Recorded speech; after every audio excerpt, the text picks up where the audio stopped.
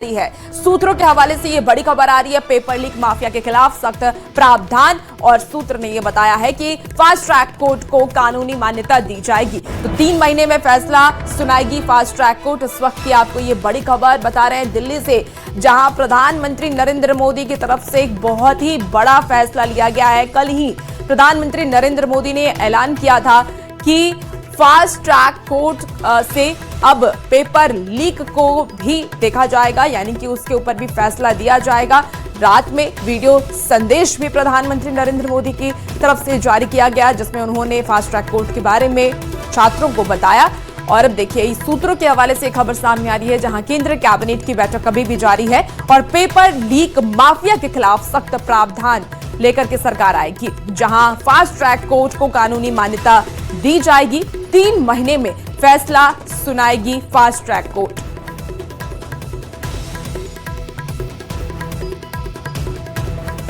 और सीजेपी के आंदोलन के बीच आज बातचीत की पहल हो रही है। सीजेपी के डेलीगेशन के साथ सरकार की बैठक जारी है। यह बैठक वीपी हाउस में हो रही है। वहीं सरकार की तरफ से केंद्रीय मंत्री जेपी नड्डा और जितेंद्र सिंह सीजेपी के प्रतिनिधिमंडल से बात कर रहे हैं।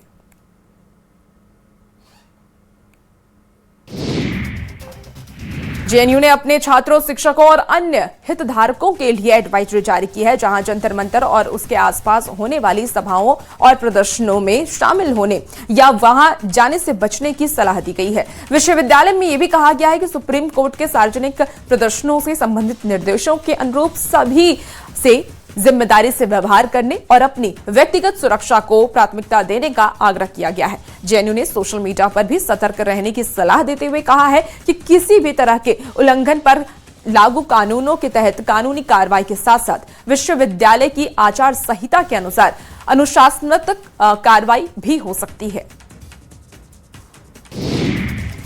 तो नीट पेपर लीक मामले में गुरुवार को सुप्रीम कोर्ट में सुनवाई हुई और इस दौरान केंद्र सरकार ने अदालत को आश्वासन ये दिया है कि परीक्षा प्रणाली में व्यापक सुधार लागू किए जाएंगे।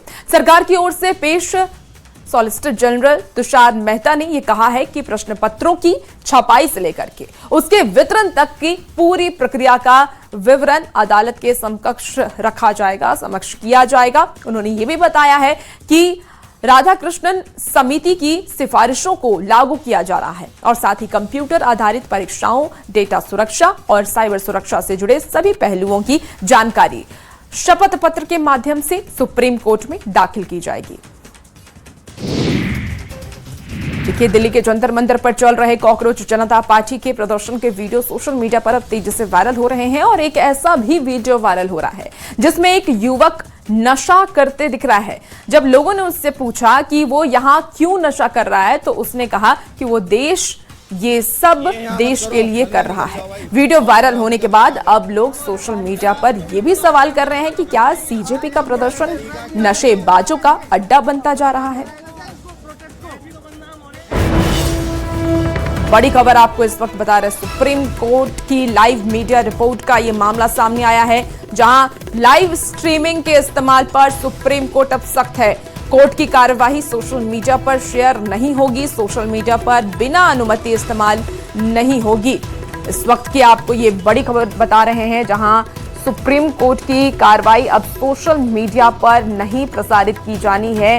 लाइव मीडिया रिपोर्ट को लेकर के अब सुप्रीम कोर्ट सख्त है। लाइव स्ट्रीमिंग के इस्तेमाल पर सख्त निर्देश सुप्रीम कोर्ट की तरफ से दिया गया, कार्यवाही नहीं शेयर की जाएगी। बड़ी खबर आपको बता रहे हैं, कोर्ट की कार्रवाई सोशल मीडिया पर अब शेयर नहीं होगी, सोशल मीडिया पर बिना अनुमति इस्तेमाल नहीं होगी।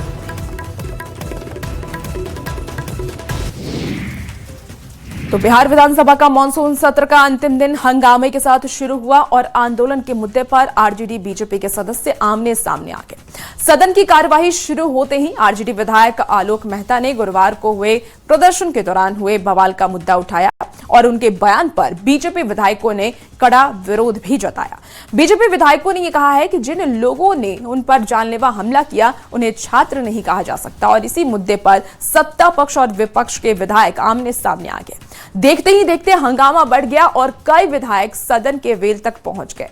आपको बता दें कि शोर शराबे और लगातार बढ़ते गतिरोध के बीच विधानसभा अध्यक्ष ने कार्यवाही को स्थगित कर दिया।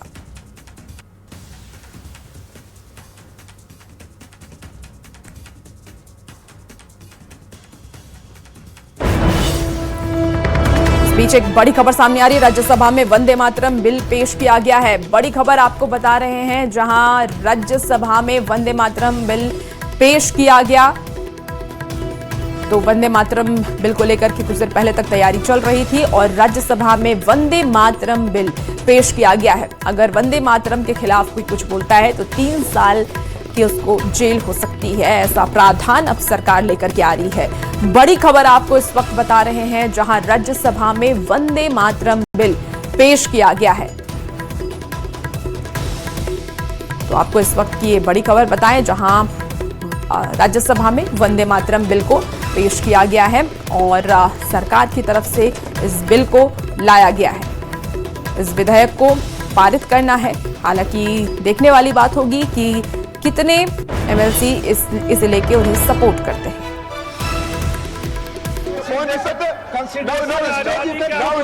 Now let me tell you, they're manufacturing. Sir, I love Vande Mataram, but I oppose this because they are purposefully manufacturing a division between Rabindranath Tagore and Bankim Chandra Chatterjee. Thank you, Honorable Minister. Nothing. Okay. You want to say something? मैं स्पष्ट रूप से कहना चाहता हूँ कि यह हमारे विपक्ष के विकास और जो भी विरोध कर रहे हैं वो गुमराह कर रहे हैं। 24 जनवरी 1950 को माननीय डॉक्टर राजेंद्र प्रसाद जी ने कहा था कि राष्ट्रीय जनगणमन के सम्मान दिया जाएगा। राष्ट्रीय गीत को भी और यह गुमराह कर रहे हैं। इसे मैं अनुरोध करता हूँ कि thank you. Now the question is that the leave be granted to introduce the bill. Those in favor will please say aye. Those against will please say no. I think the ayes have it. The ayes have it. Sri Nityanand Rai.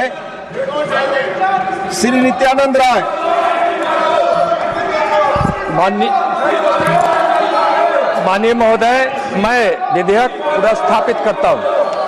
You introduce the bill. Thank you. माननीय सदस्यगण, कृपया अपनी जगह बैठे, बहस चलने दें please. The house stands adjourned to meet at 11 AM on Monday the 27 July 2026।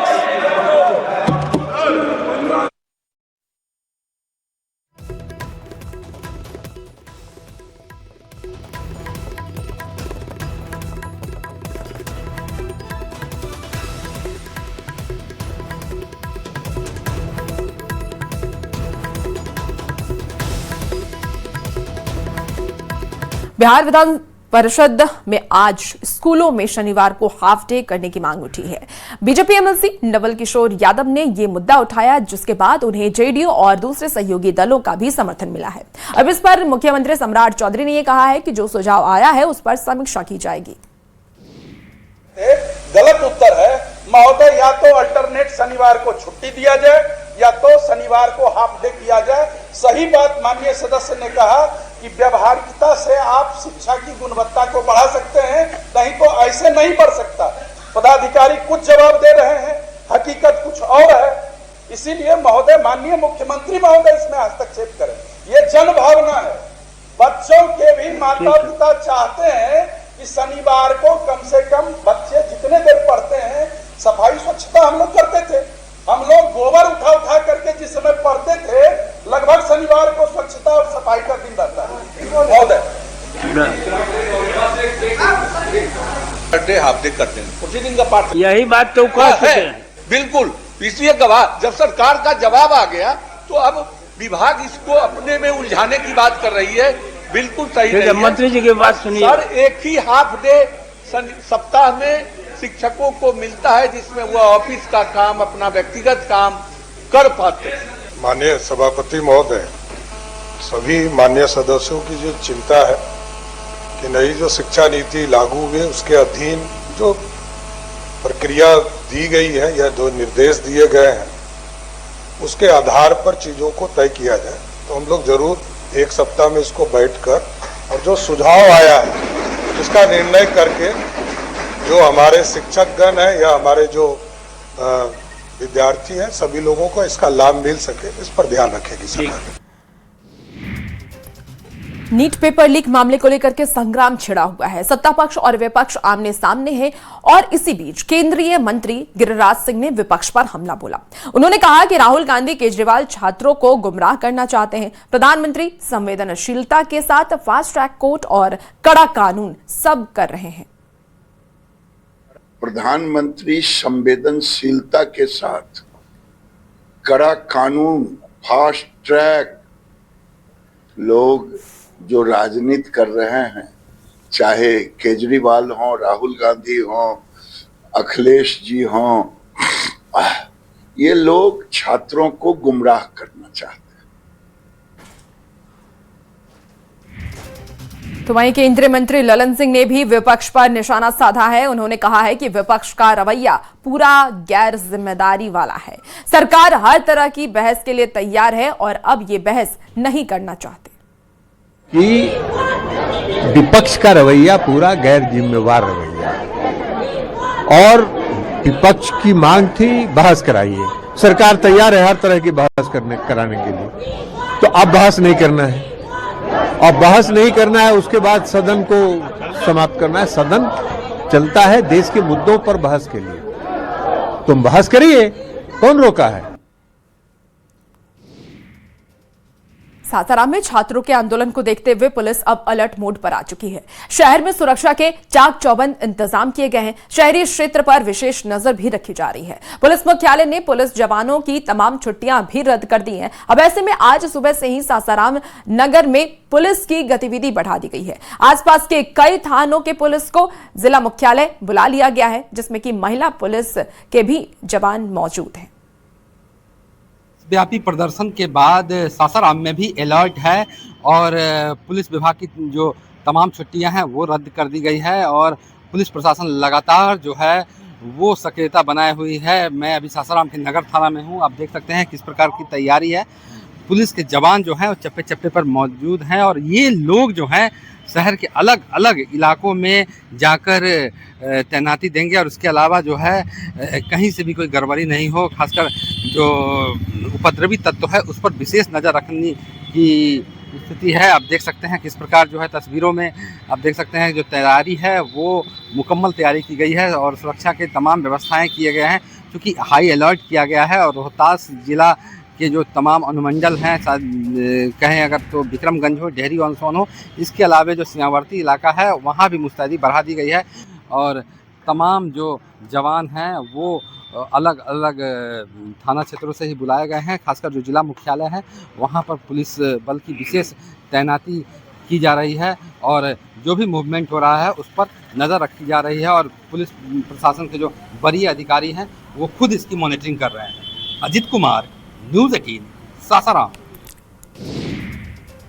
चलिए खबर अब आपको समस्तीपुर से बताते हैं। समस्तीपुर में भी छात्रों के संभावित आंदोलन को लेकर के प्रशासन अलर्ट मोड पर है और इसी बीच समस्तीपुर के दुधपुरा हवाई अड्डा मैदान में क्यूआरटी क्विक रिस्पांस टीम के जवानों को विशेष प्रशिक्षण दिया गया है। प्रशिक्षण के दौरान जवानों को टीयर गैस फायर करने और इसके साथ ही भीड़ नियंत्रण, दंगा रोधी रणनीति और आपातकालीन परिस्थितियों में तुरंत कार्रवाई की बारीकियों से अवगत कराया गया। प्रशिक्षण के उद्देश्य को अगर हम समझें तो इसका उद्देश्य पुलिस बल को किसी भी अप्रत्याशित स्थिति से प्रभावी ढंग से निपटने के लिए तैयार करना है, ताकि जिले में शांति, सुरक्षा और कानून व्यवस्था बनी रहे।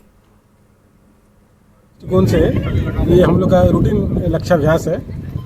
हम लोग एक्सरसाइज कर रहे हैं, ड्रिल, कंट्रोल, दंगा कंट्रोल और आंसू गैस कैसे ये किया जाता है, इसका यूज हम लोग कैसे करेंगे, कैसे प्रयोग करेंगे, इसके लिए हम लोग अभी एक्सरसाइज किए हैं। ये समय समय पर होते रहता है। तो पटना सहित बिहार के कई इलाके में खास महल को लेकर के बिहार सरकार जल्द ही नई नीति लाने की तैयारी में है। सरकार का ये मानना है कि रैयतों को उनका अधिकार मिलना चाहिए। जिलावार खास महल जमीन और उस पर रहने वाले की सूची बनाई जाएगी और रैयतों को राहत मिले, इसके लिए पहल की जाएगी।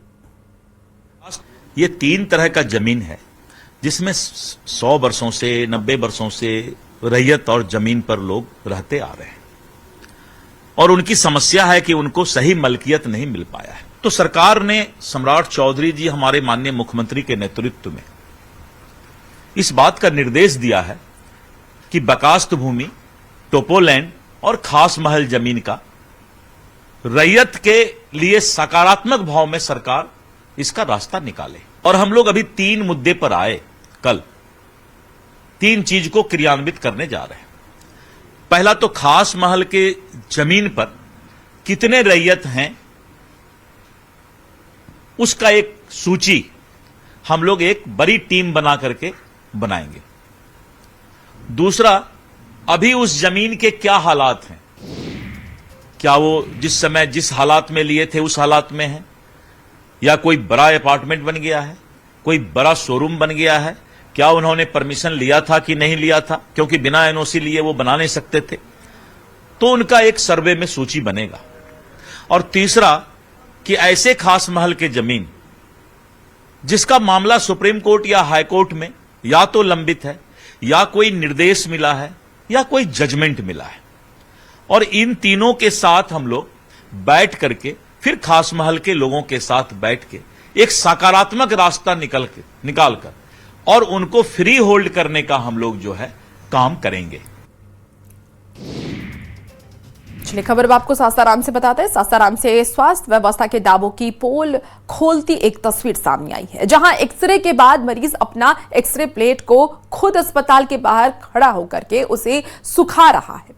मामला चेनारी के सामुदायिक स्वास्थ्य केंद्र का है, जहां मामले में मरीज ने यह बताया कि जब उन्होंने अपना एक्सरे कराया तो टेक्नीशियन ने उन्हें गीला एक्सरे प्लेट दे दिया और इसके बाद मरीज खुद का और एक अन्य मरीज का एक्सरे प्लेट लेकर के धूप में खड़ा होकर के उसे सुखाने लगा। अब वीडियो सामने आने के बाद सासाराम के civil surgeon doctor Maniraj Ranjan ने इस पर संज्ञान लिया है और मामले की जांच की बात कही है। उससे मीडिया के माध्यम से तो उसको अभी तुरंत आज हम पूछते हैं और शोकस करते हैं क्या बात है, मामला क्या है, क्यों ऐसा हुआ, और दूसरी आदमी पर कार्रवाई करेंगे।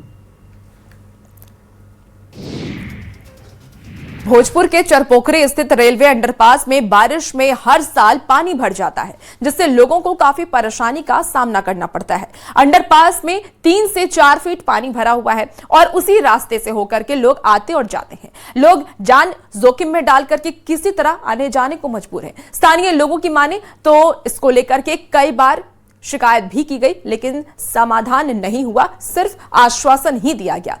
अब इसको लेकर के लोगों ने एक बार फिर से शिकायत दर्ज कराई है। इसको लेकर स्थानीय विधायक महेश पासवान ने इसके समाधान को लेकर विधानसभा में इस मामले को भी उठाया, लेकिन अभी तक समाधान नहीं होने से ग्रामीणों में काफी नाराजगी है। भोजपुर जिले के सासाराम आरा रेलखंड का देखिए ये चरपोखरी रेलवे स्टेशन का रेलवे क्रॉसिंग है और किस तरह से यहाँ इस रेलवे अंडरपास में पानी भरा हुआ है और इसी रास्ते से हजारों की जो आबादी है वो सीधे तौर पर पानी लगने के कारण प्रभावित है और जो लोग हैं इसी रास्ते से आने जाने को मजबूर है। और देखिए यहाँ सावधानी का बोर्ड भी लगाया गया है कि अगर पानी इस लाल रेखा यानी इस सीमा को पार कर जाए तो इस पुल का प्रयोग नहीं करें। लेकिन देखिए किस तरह से जान जोखिम में डाल करके जो लोग हैं वो आने जाने को मजबूर है। आखिर जो काफी संख्या में तकरीबन 50 से ज्यादा जो गांव हैं उस गांव की जो आबादी है इसी रास्ते से आने जाने को मजबूर है। हर बरसात में इसका यही दिक्कत है कि इसमें पानी लग जाता है, निकालने हर बरसात ये राह बंद हो जाता है। ज्यादातर मतलब बरसात के समय में 2-4 महीना ये राह बंद रहता है। डर नहीं लगता आप लोग को आते जाते हैं? अगली खबर अब आपको बेगूसराय से बताते हैं, जहां मामूली विवाद में दबंगों ने एक बुजुर्ग की पीट कर हत्या कर दी, जबकि बीच बचाव करने पहुंचे परिवार के लोगों को भी लाठी डंडे और लोहे की रॉड से हमला कर गंभीर रूप से घायल कर दिया। घटना मंझौली थाना क्षेत्र की है, जहां घायलों का इलाज किसी निजी अस्पताल में चल रहा है और परिजनों के अनुसार मृतक अपने घर में एसी का विंडो यूनिट लगवा रहे थे और इसी दौरान गांव के कुछ लोगों ने इसका विरोध करना शुरू कर दिया, उनके साथ गाली गलौज शुरू कर दी। विरोध करने पर आरोपियों ने लाठी डंडे से उन पर हमला कर दिया। परिजनों का आरोप यह भी है कि आरोपी गांव के दबंग है और पहले से जमीन पर कब्जा करने का दबाव बना रहे थे। वहीं घटना की सूचना मिलते ही पहुंची पुलिस ने मामले की वहां पे जांच शुरू कर दी है और आरोपियों की गिरफ्तारी के लिए लगातार छापेमारी की जा रही है। अभी दुकान बंद करके हम घर गए थे, उसी समय वो सब लड़ाई झगड़ा हल्ला चिल्ला करा, लाठी बिना जितना था लेडीज जेंट्स सब मारने के लिए उतर गए। उसमें हमारा बड़ा पापा को कपार पूरा फूट गया, पूरा मतलब देहांत हो गया उनका, पूरा नस गया, सीना का फेफड़ा वो भी टूट गया। ये मेरा दोस्त सोनू फोन करके बोलता है कि लेकिन हमारे पास पैसा छीन लल और प्लस मार लके सब। बड़ा पा कहाँ चीज तो कल हमें घर चल गए की बोल तो बोल कि आज जल्दी सब बड़ा पा डॉक्टर के ले बड़ा पा माथा से फटल है। चलिए अगली खबर का रुख करते हैं तो गोपालगंज में पुलिस ने शराब के खिलाफ कार्रवाई की है। पुलिस ने मीरगंज थाना क्षेत्र में छापेमारी करते हुए एक कार से भारी मात्रा में विदेशी शराब को बरामद किया है। हालांकि तस्कर मौके से फरार होने में सफल रहा। वहीं पुलिस ने अब सीसीटीवी के आधार पर तस्कर की तलाश में जुट गई है। तो भागलपुर के कहलगांव थाना के सिपाही की पत्नी पिछले 6 महीने से पुलिस के वरीय अधिकारियों के कार्यालय का चक्कर लगा रही है।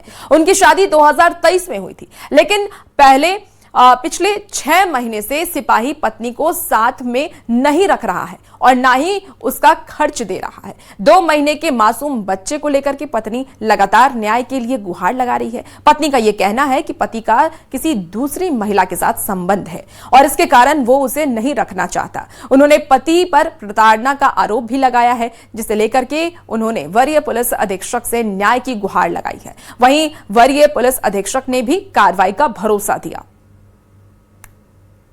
दौड़ रहे हैं सर, पति नहीं देख रहा है, नहीं पैसा दे रहा है, मारपीट करता है और पुलिस विभाग में है। क्या करता है? सिपाही है सर। कहाँ? कहलगांव थाना का।